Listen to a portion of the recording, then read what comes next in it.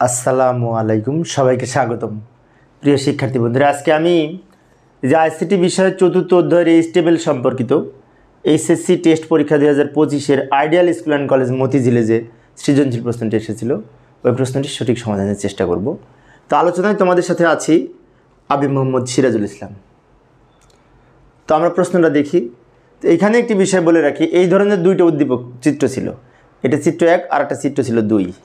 তো এইটার সাথে এটা একটু নতুন, এই যে স্টার চিহ্ন দেওয়া আছে লিস্ট ট্যাগ ব্যবহারের এর ক্ষেত্রে। আর একটা যে চিত্র ছিল সেটার সাথে বরিশাল বোর্ড 2024 সালে যে সৃজনশীল বোর্ড পরীক্ষা এসেছিলো ওটার হুবহু মিল আছে। সেই জন্য আমি একটা চিত্র যেটা হুবহু মিল আছে, যেহেতু বরিশাল বোর্ডের প্রশ্নের আমি সমাধান করে দিয়েছি, তোমাদের এই ভিডিও ডেসক্রিপশনে দেওয়া আছে লিঙ্ক, ওখান থেকে দেখে নিতে পারবে।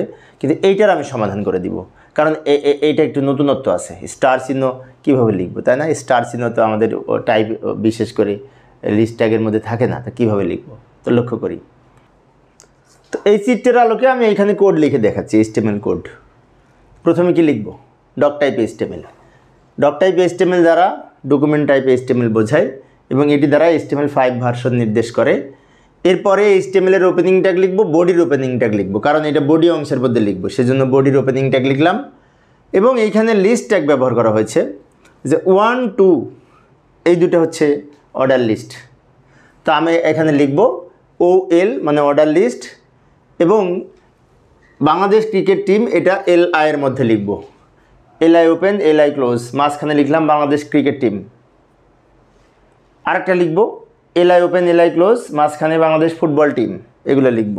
কারণ এখানে OL দিয়ে শুরু করেছি, আবার নিচে OL দিয়ে শেষ করব। এই টোটাল OL এর মধ্যে এটা থাকবে, এটা থাকবে, আর এর অধীনে আবার এই দুইটা, এটার অধীনে আবার এই দুইটা।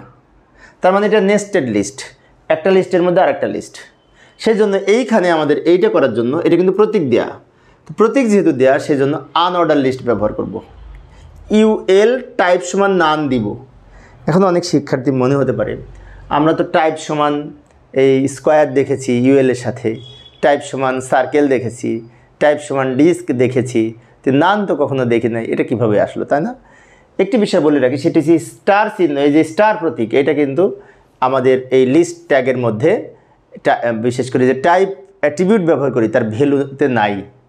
টাইপ অ্যাট্রিবিউটের সাধারণত 3টা ভ্যালু, বিশেষ করে একটা হচ্ছে ডিস্ক, একটা হচ্ছে স্কোয়ার, একটা সার্কেল, তাই না? কিন্তু এইটা তো নাই, সেজন্য আমরা কি করলাম, টাইপ সমান নান দিলাম।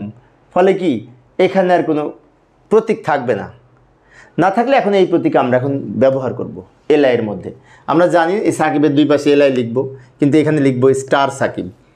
আবার রিয়াদের দুই পাশে LI লিখব, কিন্তু এখানে লিখব স্টার রিয়াদ। তারপর UL ক্লোজ দিব। ভালো করে লক্ষ্য করি, এইটার নিচে এই দুইটা হলো আনঅর্ডার লিস্ট হিসেবে, এবং টাইপ সমান নান দিয়েছি। ফলে এই UL এর যে বুলেট প্রতীক ব্যবহার করা থাকতো অথবা কোনো প্রতীক হতো এমনিতেই, সেই প্রতীক বাতিল হয়ে যাবে, থাকবে না।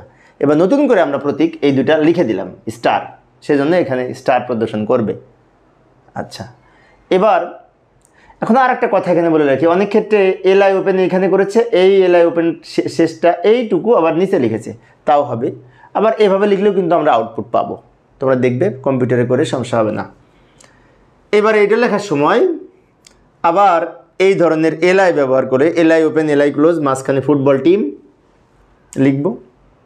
এবং এটার জন্য আবার একটা OL ট্যাগ ব্যবহার হবে। এখানে কিন্তু OL অর্ডার লিস্ট, রোমান সংখ্যায় 1, 2, তার মানে কি এটা অর্ডার লিস্ট, প্রতীক তো না। তো অর্ডার লিস্টের জন্য আমরা আবার OL ট্যাগ ব্যবহার করব। এখানে OL এর আইটেম হবে 2টা, কিন্তু এই OL এর টাইপ হবে এই ছোটো হাতের I। এই যে লক্ষ্য করি, OL টাইপ সমান স্মল লেটারের I লিখব। তারপর জামালের দুই পাশে LI, সাদের দুই পাশে LI, এবং OL close, OL open OL close, মাঝখানে 2টা নাম লিখেছি। তা আমাদের এই পর্যন্ত লেখা হয়ে গেছে। এখন এই যে এই OL যে ওপেন করেছি, এখন OL ক্লোজ করব। লক্ষ্য করি এই OL order list open order list close, এই টোটালের মধ্যে এগুলো সব ছিল। আর এটার অধীনে এইটুকু, এটার অধীনে আবার এইটুকু। এখন তো আমাদের লিস্ট ট্যাগ কমপ্লিট। এখন আমরা শেষ করব। বডি ওপেন ছিল, বডি ক্লোজ করব। HTML ওপেন ছিল, HTML ক্লোজ করব। এইভাবে আমরা এই ধরনের ওয়েব পেজ তৈরি করতে পারি, ট্যাগ লিখতে পারি। তো প্রিয় শিক্ষার্থী বন্ধুরা, আমি আবারও বলছি, এই এই এই বছর এই টেস্ট পরীক্ষায় আইডিয়াল কলেজে 2টা প্রশ্ন এসেছিল। এইটা একটা গ নম্বর, আর একটা ঘ নম্বরে বলেছিল আর একটা টেবিল দেওয়া ছিল, এবং সেই টেবিলের সাথে 2024 সালের বরিশাল বোর্ডের প্রশ্নের হুবহু মিল আছে। সেজন্য ওটা আমি সমাধান করাইলাম না, কারণ ইতিপূর্বে আমি বরিশাল বোর্ডের প্রশ্নের সমাধান করেছি। এই ভিডিও ডেসক্রিপশনে লিঙ্ক দেওয়া থাকবে, ওখান থেকে তোমরা দেখে নিতে পারবে। ধন্যবাদ সবাইকে।